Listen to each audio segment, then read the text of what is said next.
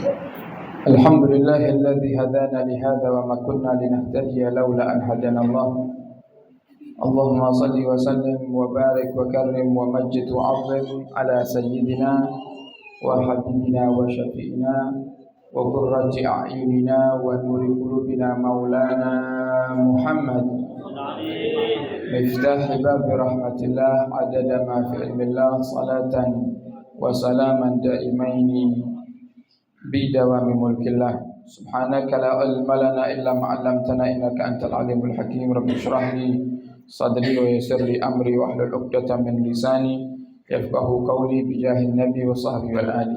دستوركم يا أهل الدرك، دستوركم يا أهل النوبة، دستوركم يا أهل الحل والعقد. أما بعد، قال المصنف رحمه الله ونفعنا به وبعلومه في الدارين آمين. إلى أن قال وعليك برحمة اليتيم والمسح على رأسه. قال عليه السلام من مسح على رأس يتيم كتب الله له بكل شعرة مرت عليها يده 10 حسنات. واجتهد في إدخال السرور على قلوب المؤمنين بكل وجه أمكنك ما لم يكن إثما.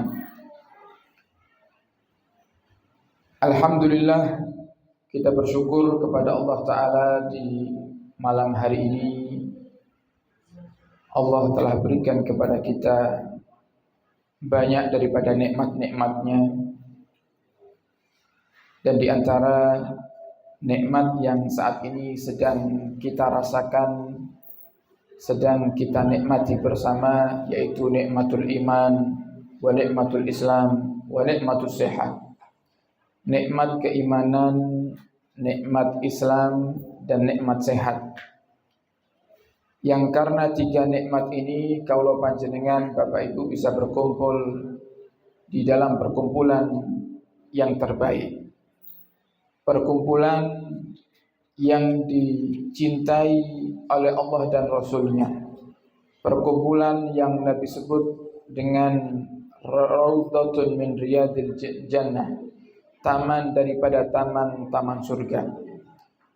Jika salah satu daripada 3 nikmat itu Allah cabut dari kehidupan kita, maka kaulah panjenengan tidak akan bisa duduk di majelis yang istimewa di malam hari ini. Ada orang yang beriman kepada Allah, ada orang yang dia muslim, dia rindu kebaikan, dia ingin duduk di majelis ilmu, tapi dia tidak memperoleh nikmat kesehatan dari Allah Ta'ala, sehingga dia berat dan dia susah untuk duduk di majelis ini. Begitu juga jika nikmatul iman itu dicabut oleh Allah dalam hati seseorang. Dia sehat, agamanya Islam, tapi tidak memiliki keimanan, maka walaupun pengajian kita di malam hari ini dekat sekalipun dengan kediamannya, maka dia akan susah untuk hadir di majelis ini.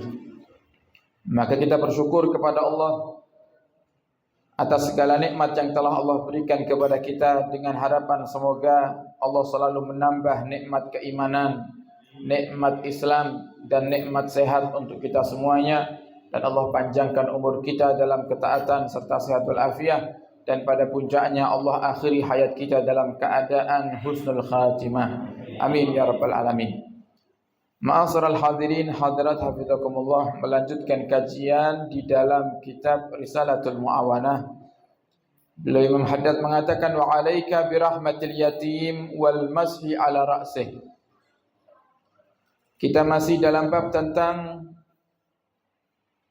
hablum minan nas, memperbaiki hubungan dengan sesama manusia.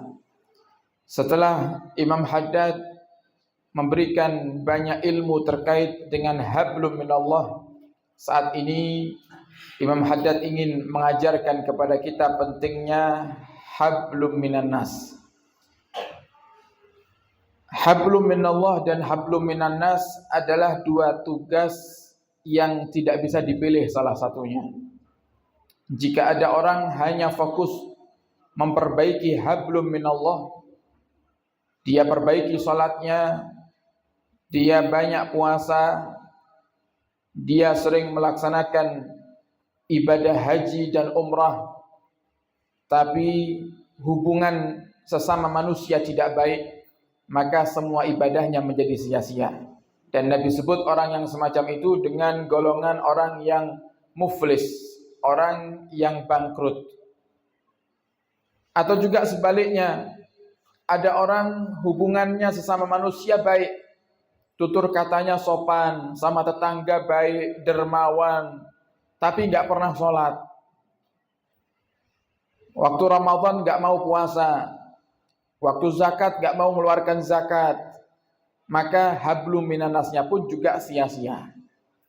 Nah, maka para hadirin, hablum minallah, menyambung hubungan baik dengan Allah dan menyambung hubungan baik dengan manusia, dua tugas yang wajib untuk kita lakukan selama kita hidup di dunia ini. Tiap hari kita berjumpa dengan manusia. Kalau panjenengan duduk di majelis ini kumpul dengan manusia, kumpul kalian manusia apa jin? Manusia. Panjenengan salat berjamaah dengan siapa? Manusia. Kita bertakziah, yang ditakziahi siapa? Manusia. Nah, jadi para hadirin, memperbaiki hubungan dengan manusia adalah hal yang wajib, hal yang penting. Tadi sudah dibahas banyak oleh Imam Haddad, bagaimana cara kita membenahi dan memperbaiki hubungan kita, dari mulai menjaga hati, tidak ada kebencian kepada siapapun, kemudian berbagi sedekah, memberikan makan dan minum kepada orang yang membutuhkan, sampai kita di pembahasan tentang diantaranya hablum minannas adalah birahmatil yatim wal masyi ala ra'sih. Termasuk hablum minannas adalah menyayangi anak yatim.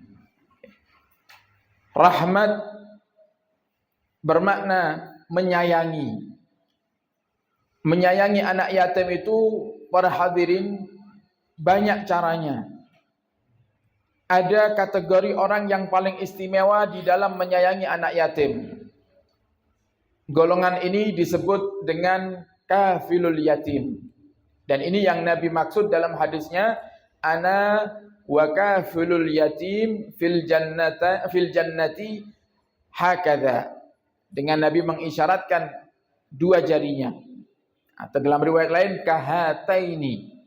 Nabi isyaratkan dengan dua jarinya, jari telunjuk dan jari tengah. Saya dengan orang yang menjadi kafil anak yatim di surga nanti seperti ini. Maksudnya apa? Berdekatan sama Nabi. Bahkan Al-Imam Al-Ghazali, beliau juga menyebutkan satu hadis Nabi kita Muhammad SAW. Nabi juga mengatakan, man ala salasatan minal aitam kana kaman qama lailah wa sama naharah wa ghada awraha syahiran sayfah fi sabilillah ana wa huwa fil jannati akhawain kama anna hataini ukhtani wa alsaqa usbu'aihi as-sababata wal wusta.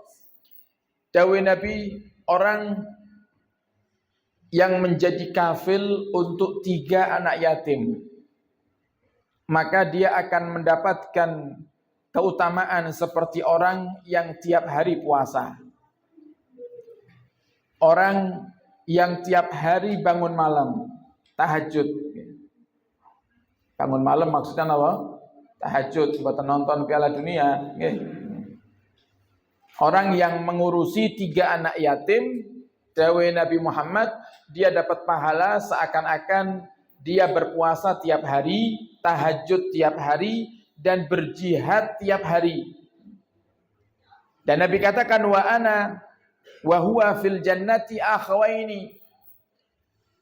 Saya dengan orang yang ngurusi anak yatim ini nanti di surga seperti 2 saudara.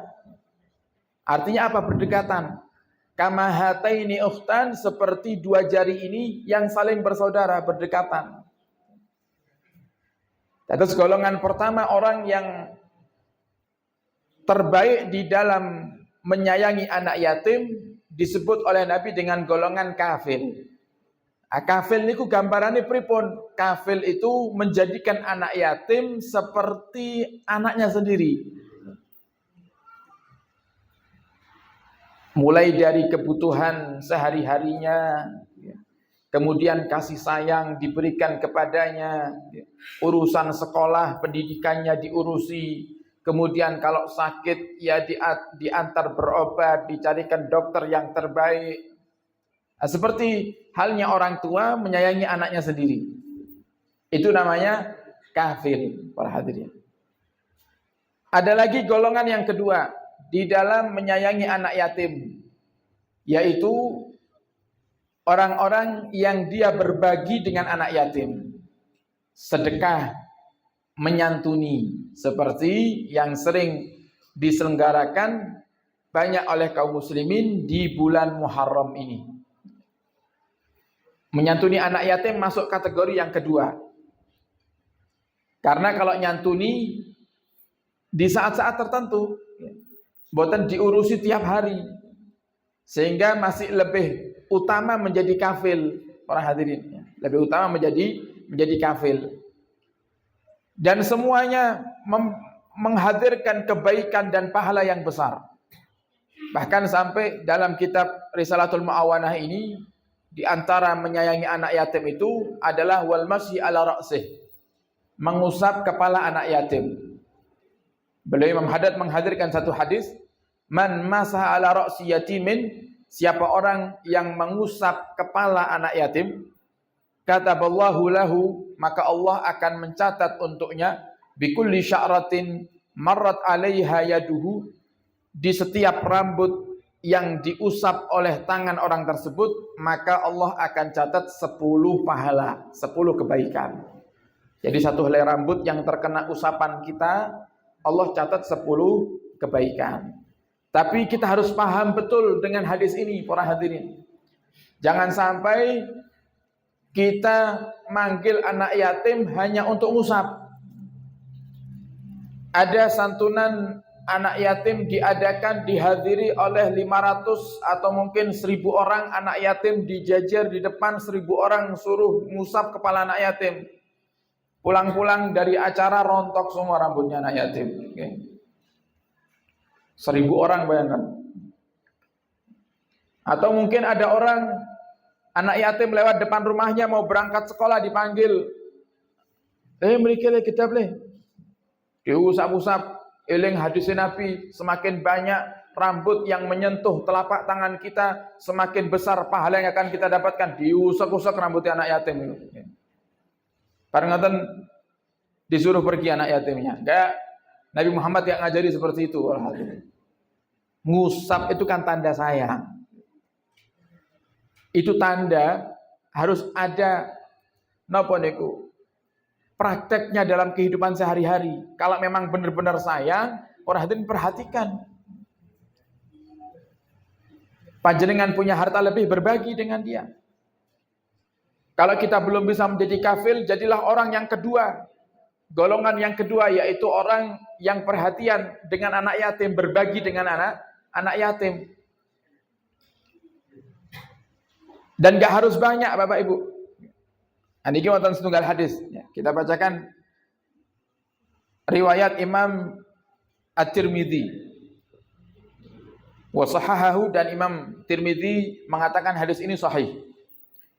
Rasulullah sallallahu alaihi wasallam beliau bersabda, man qabadha yatiman, siapa orang yang memegang tangan anak yatim, qabadha, ila ta'amihi wa sarabihi, diajak untuk makan dan minum. Jadi maksudnya Nabi, siapa orang yang mengajak satu anak yatim min bainil muslimin, dari kalangan kaum muslimin, ila ta'amihi wa syarabihi, untuk makan dan minum, adkhalahullahul jannah albattah, maka Allah pasti akan masukkan dia ke dalam surga, illa an ya'mala dzamban la yughfaru lahu, kecuali jika orang yang nyantuni atau orang yang mengajak makan anak yatim ini berbuat dosa yang gak diampuni sama Allah, seperti durhaka sama orang tua, syirik, atau percaya kepada selain Allah.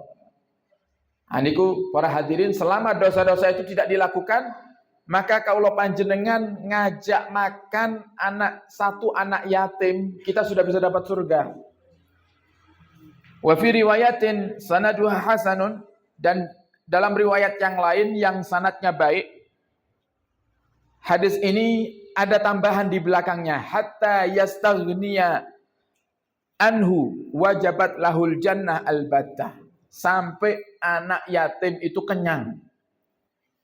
Siapa orang yang ngajak anak yatim untuk makan dan minum sampai kenyang, maka wajabat lahul jannah, wajib baginya mendapatkan surga. Terus para hadirin, satu kenikmatan di saat panjenengan tinggal di satu kampung, satu dusun, satu desa yang di situ ada anak yatim. Itu Allah sedang menyediakan kunci surga untuk panjenengan ambil. Kalau panjenengan belum bisa menjadi kafil, panjenengan bisa untuk berbagi dengannya. Panjenengan bisa untuk membelikan makanan untuknya. Nah, maka para hadirin, di antara hablum minan nas yang perlu diperhatikan adalah memperhatikan anak yatim. Kemudian juga perlu disadari bersama para hadirin, menyantuni anak yatim itu tidak harus nunggu Muharram. Maka aneh kalau ada orang, dia sudah cukup uang untuk nyantuni anak yatim, dia tunda. Nanti nunggu Muharram tahun depan. Anak yatimnya butuh sekarang. Makanya nyantuni anak yatim niku para hadirin memang benar. Banyak para ulama menganjurkan menyantuni anak yatim di bulan Muharram. Tapi secara umum menyantuni anak yatim itu pahalanya besar kapan saja. Tidak hanya khusus di bulan Muharram. Kalau bisa tiap hari, badan sakit tiap hari ya tiap minggu, badan sakit tiap minggu ke tiap bulan. Kalau semua kaum muslimin sak Pulirejo kompak nyantuni anak yatim hanya di bulan Muharram saja, maka anak yatim 11 bulan setelahnya puasa. Masa aneh itu anak yatim, kasihan, susah ibunya untuk membiayai hidupnya, karena banyak orang berbondong-bondong nyantuni hanya di bulan Muharram saja. Nah, jadi para hadirin, intinya daripada hablum minanas ini diantaranya kita berbuat baik kepada siapapun, diantaranya anak yatim. Wajtahid fi idkhalis surur ala qulubil mu'minin, dan selalu berusahalah kamu untuk membahagiakan orang lain. Pripun carane tiang niku lek kempal kali kawula panjenengan seneng. Kalau kita nggak bisa berbagi dengan uang, nggak bisa berbagi dengan harta, dengan makanan, berbagi dengan akhlak yang baik. Berbagi dengan tutur kata yang baik, berbagi dengan hati yang bersih, sehingga ketika berkumpul tidak ada yang saling menyinggung. Niku sudah termasuk daripada bentuk idkhalus surur, membahagiakan orang. Bikulli wajhin, dengan segala cara apapun, amkanaka, yang memungkinkan untuk kamu lakukan. Atau sebutan kudu damel biaya para hadirin ya. Misal ada hajatan di kampung, panjenengan ikut andil untuk membantu hajatan tersebut. Niku juga termasuk idkhalus surur, dengan syarat panjenengan gak ngarep napa-napa. Nah, ini kadang enten tiyang niku ipok-ipok napa bantu hajatan, ternyata harapannya supaya dapat timbal balik. Oh, biasanya lek wong hajatan ini kan enten sing kata sing maring-maringi, enten sing maringi minyak, gula, beras. Siapa tahu dengan saya bantu nanti saya akan dapat bagian. Nah, maka ini bukan termasuk daripada idkhalus surur, para hadirin. Enggak dapat pahala karena kita enggak ikhlas. Kemudian contoh lagi, kalau ada orang yang tertimpa musibah, para hadirin kita bantu sebisa mungkin. Kalau kita enggak mampu membiayai daripada pengobatannya sebab dia tertimpa musibah, bisa kita bantu dengan yang lain, dengan doa, dengan mencarikan informasi supaya dapat napa niku obat yang manjur, obat yang bisa cepat menjadi ikhtiar kesembuhannya. Niku juga termasuk cara idkhalus surur. Malam yakun isman, dengan syarat membantunya, menggembirakan orangnya itu enggak boleh dengan sesuatu yang berdosa. Ada orang, para hadirin, kepingin nyenangkan warganya dengan cara apa? Bikin orkesan, damel hiburan. Nah, ini sebentar lagi anak khususan nih. Ini pernah terjadi. Ada orang dalilnya wis ben wargai seneng, masyarakatnya seneng kan nyeneng wong, pahalanya gede. Tapi caranya napa? Damel orkesan. Nanti di situ ada yang minum minuman keras, campur aduk lagi perempuan, ada aurat yang terbuka. Itu bukan idkhalus surur. Itu enggak masuk dalam bab menggembirakan orang mukmin, para hadirin. Menggembirakan itu harus dengan cara yang ditentukan oleh syariat. Di antaranya adalah wa alaika bisyafaati, menolong orang. Syafaah yang dimaksud di sini lebih condong ngeten, para hadirin. Ada orang minta bantuan kepada kita, kita nggak mampu bantu, tapi kita punya link untuk membantunya.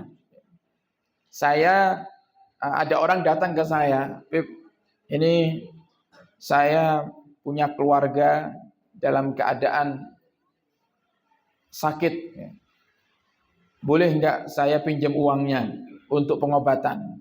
Pas saya nggak ada uang. Maka tidak berhenti di situ, harusnya saya berusaha untuk mencarikan bantuan dari orang lain untuk dia. Oh, coba saya carikan bantuan dulu ya, kalau saya hari ini nggak mampu. Hari ini saya belum mampu untuk membantu, tapi coba saya bantu untuk mencarikan bantuan orang lain supaya bisa membantu panjenengan. Nah, itu namanya syafaat.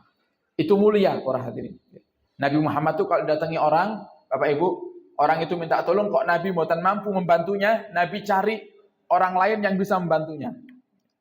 Dan itu mulia. Nabi minta kepada orang lain untuk orang lain. Itu mulia. Yang tidak mulia itu kalau minta untuk diri sendiri. Minta untuk diri sendiri dalam arti kita enggak dalam keadaan darurat kita minta-minta. Itu enggak mulia. Makanya termasuk doa Al-Imam Ahmad Ar-Rifai dalam doa Ul-Faqah selalu mengajarkan kepada kita, Allahumma ij'al, ya Allah jadikan tangan kami selalu di atas dengan memberi, jangan di bawah dengan meminta. Jangan jadikan tangan kami di bawah untuk minta-minta, tapi jadikan tangan kami yang di atas untuk memberi. Ya Allah. Karena Islam mengajari kalau untuk diri sendiri, para hadirin, selagi kita bisa menahan untuk tidak meminta, jangan minta. Tapi kalau kita memintakan untuk orang lain, untuk kebaikan, bukan untuk kebaikan diri kita sendiri, tapi untuk kebaikan orang lain atau kemaslahatan bersama, maka hal ini justru dianjurkan. Nabi ketika majlisan seperti ini, Nabi melihat ada rombongan dari kejauhan datang, para hadirin, tidak punya pakaian. Dados wonten sahabat-sahabat Badui datang mau duduk di majelisnya Nabi, dari kejauhan Nabi sudah kelihatan. Sahabat dereng saged ningali, Nabi sampun saged ningali. Karena Nabi punya penglihatan itu, para hadirin, tajam, bisa melihat dengan jarak yang jauh. Dan Nabi punya mukjizat bisa melihat ya di belakangnya tanpa harus menoleh ke belakang, sejelas Nabi melihat di depannya. Jadi Nabi Muhammad itu, kalau kita kan penglihatan kita mungkin terbatas di 180 derajat. Kanan sama kiri. Itu pun sudah enggak jelas. Kanan kiri pun remang-remang, para hadirin. Kalau Nabi Muhammad 360 derajat. Nabi bisa melihat di sekitarnya tanpa harus Nabi menoleh. Itu Nabi kita Muhammad, para hadirin. Nah, Nabi melihat dari kejauhan ada rombongan yang mereka orang-orang yang fakir ingin duduk bersama Nabi dalam keadaan penutup auratnya itu pakai kulit binatang. Tidak seperti enggak ada baju. Nabi berhenti ceramah, Nabi langsung katakan kepada para sahabat, wahai para sahabat yang punya baju lebih di rumah, ayo segera kumpulkan di sini. Akan datang rombongan yang mereka tidak punya pakaian. Mereka menutupi aurat mereka hanya dengan kulit-kulit binatang. Ayo yang punya baju, yang punya baju lebih, kumpulkan di sini. Pulang sahabat, para hadirin ambil baju, ditumpuk di hadapan Nabi. Ada yang bawa makanan, ada yang bawa uang. Para hadirin sampai dikatakan pakaian itu numpuk sampai menggunung di hadapan Nabi Muhammad SAW. Saking semangatnya para sahabat untuk bersedekah. Tidak lama datang kelompok yang dalam keadaan fakir tadi, dan Nabi sedekahkan itu semua pakaian dan semua pemberian para sahabat kepada mereka. Nah, ini para hadirin mulia. Jadi panjenengan meminta untuk membantu orang lain itu satu kemuliaan. Bukan memalukan, justru mulia. Dengan syarat apa?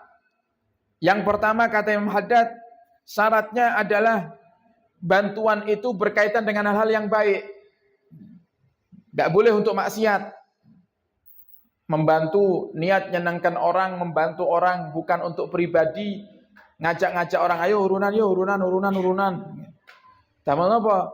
Tumbas kambing, lu kambingnya damel apa? Makai disembelih, damel nyate lek wayah orkesan. Nah ini gak masuk dalam kategori kebaikan, tidak masuk dalam kategori kemuliaan para hadirin.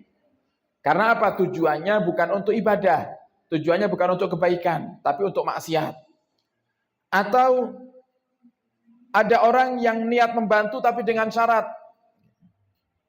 Ada orang datang ke rumah, Pak, saya mau pinjam uang untuk pengobatan anak saya, butuh dana 20 juta.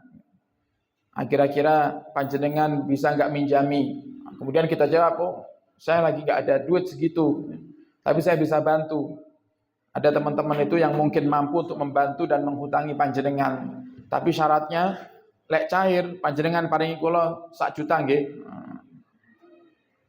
Jadi 20 juta berarti saya kasih panjenengan 19, 1 juta ini damel kula. Ini tidak boleh. Itu masuknya roswah, masuknya sogok menyogok. Ar-rasi wal murtasi finnar. Dawuh Nabi Muhammad, sing nyogok lan sing disogok dua-duanya di neraka. Nah, maka para hadirin, intinya apa yang disampaikan oleh Imam Haddad, ayo kita selalu semangat untuk berbuat baik kepada sesama manusia. Berbuat baik kepada anak yatim, berbuat baik kepada orang yang membutuhkan bantuan. Tadi di majelis sebelum di sini juga dibahas kalau ada yang datang untuk menghutangi, untuk berhutang, lek panjenengan mampu hutangi. Lek panjenengan mampu hutangi. Ikuti syarat-syarat syariat supaya aman, ya. Supaya aman. Utang piutang itu para hadirin dianjurkan untuk dicatat. Dianjurkan untuk dicatat. Ada kesepakatan, tanda tangan, diketahui bersama. Itu dianjurkan oleh syariat. Bahkan dalam satu ayat yang panjang Allah hadirkan masalah adab di dalam hutang piutang. Dalam surat Al-Baqarah, panjenengan patosi surat Al-Baqarah yang paling akhir, ada satu ayat yang paling panjang sendiri, hampir 1 halaman ayatnya. Ini dibahas itu masalah hutang, untuk menghadirkan saksi atau dicatat para hadirin. Tujuannya untuk apa? Tujuannya supaya di masa yang akan datang ada bukti kalau ada terjadi akad utang piutang. Itu yang pertama. Yang kedua, kalau yang hutang meninggal para hadirin, supaya ada bukti kepada keluarga. Ini loh, dulu bapakmu pernah hutang. Bapakmu pernah hutang. Supaya apa? Supaya warisan yang ditinggalkan itu tidak dibagi waris terlebih dahulu sebelum hutangnya si bapak ini dibayarkan. Karena kalau tidak dibayarkan, si bapak dibelenggu, disiksa oleh Allah dalam kuburnya, kasihan. Nah, manfaatnya banyak para hadirin. Dan orang yang menghutangi itu, Bapak Ibu, pahalanya besar. Kata Imam Haddad dalam kitab ini, menghutangi orang itu yang membutuhkan, para hadirin, pahalanya 8 kali lipat lebih besar daripada sedekah.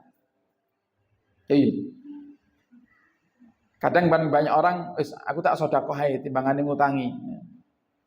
Pahalanya ngutangi itu lebih besar 8 kali lipat daripada sedekah. Kok bisa seperti itu? Karena lek sodakoh, Bapak Ibu. Kita mau sodakoh dalam bentuk apa misalnya? Makanan. Kita berikan, kita bagi kepada warga. Ada warga itu yang ketika kita kasih makanan, kita dapat pahala para hadirin. Tapi ternyata warga itu di rumahnya banyak makanannya. Bahkan mungkin lauk yang kita berikan dari makanan tersebut dengan lauk yang sedang ada di rumah warga itu lebih enak lauknya warga. Tapi kalau orang hutang itu pasti kepepet, Bapak Ibu. Orang hutang yang benar-benar butuh, itu kan kepepet.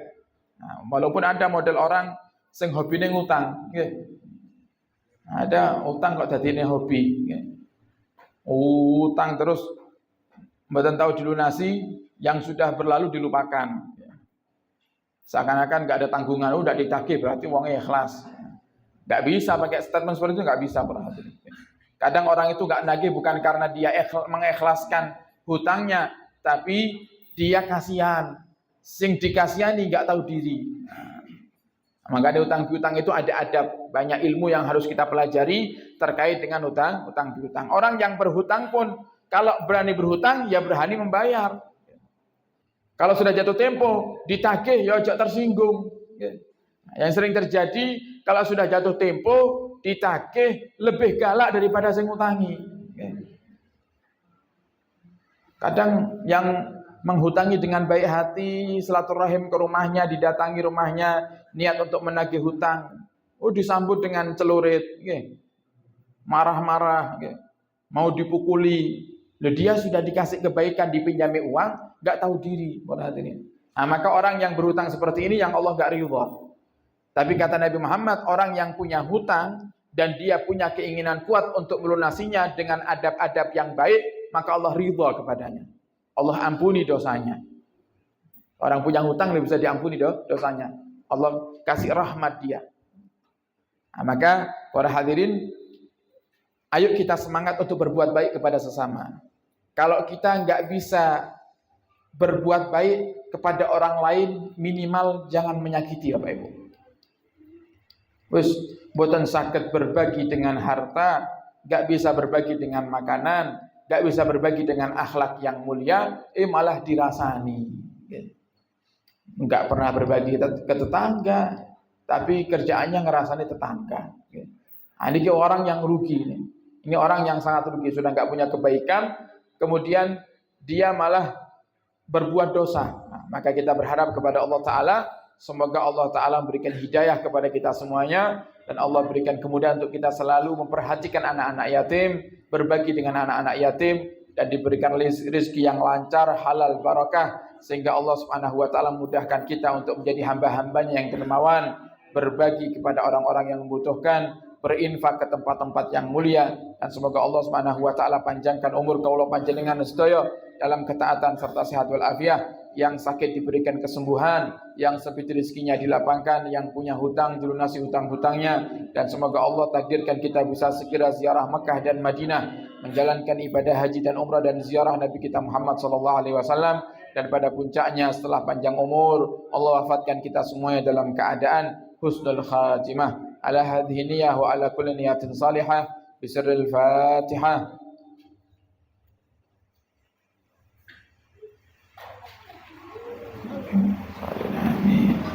Jangan lupa Bapak Ibu, besok ada majelis Ahad pagi bersama kami di Mabes Ashifa jam 6 sampai selesai dengan kajian kitab An-Nasaih fid Diniyah wal Wasaya Al-Imaniyah.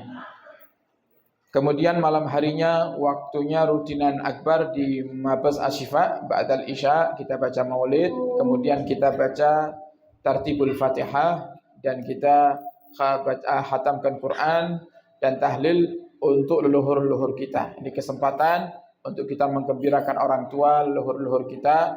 Monggo saged hadir sedaya para hadirin hadirat, supaya kita punya leluhur dan orang tua di alam barzahnya bergembira dengan apa yang kita hadiahkan di Mabes besok malam. Monggo dihadiri untuk umum muslimin dan muslimat. Dan juga kami terus menyuarakan ada program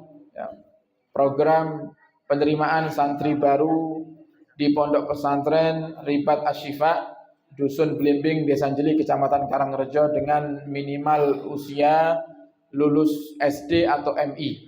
Khusus putra, minimal usianya lulus SD atau MI dan bisa membaca Al-Quran. Dengan tanpa biaya uang pangkal, uang pendaftaran, dan juga tanpa biaya SPP bulanan. Dengan fasilitas setiap anak mendapatkan ranjang, kasur, dan lemari, dan juga kamar yang insya Allah ber-AC dan makan 3 kali sehari dan fasilitas olahraga dan bermain.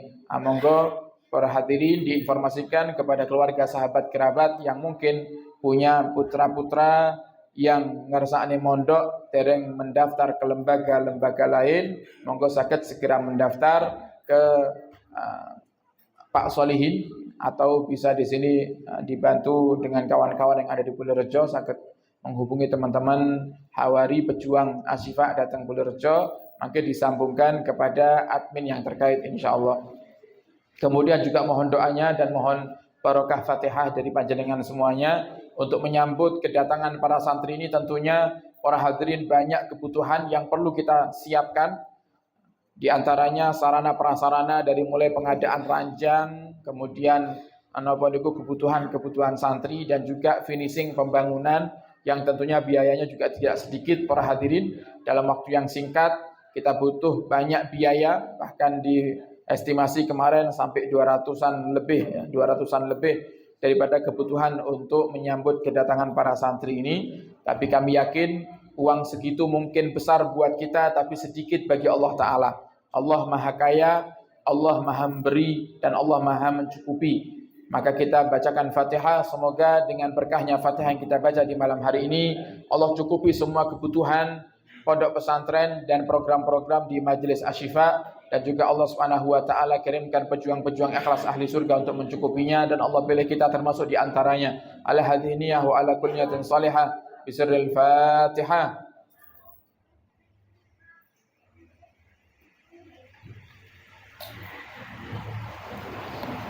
Dan juga kita bacakan Fatihah untuk air barokah yang disediakan oleh panitia. Semoga dengan wasilah kita meminumnya, Allah berikan kesehatan zahiran dan batinan kepada kita semuanya, dan Allah kabulkan segala hajat. Ala hadiniyah bisirril Fatihah.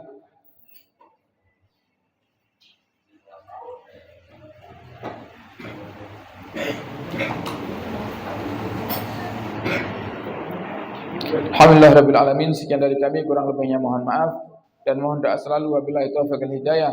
Assalamualaikum warahmatullahi wabarakatuh. Subhanakallahumma bihamdika asyhadu an la ilaha illa anta, nastaghfiruka wa natubu ilaik.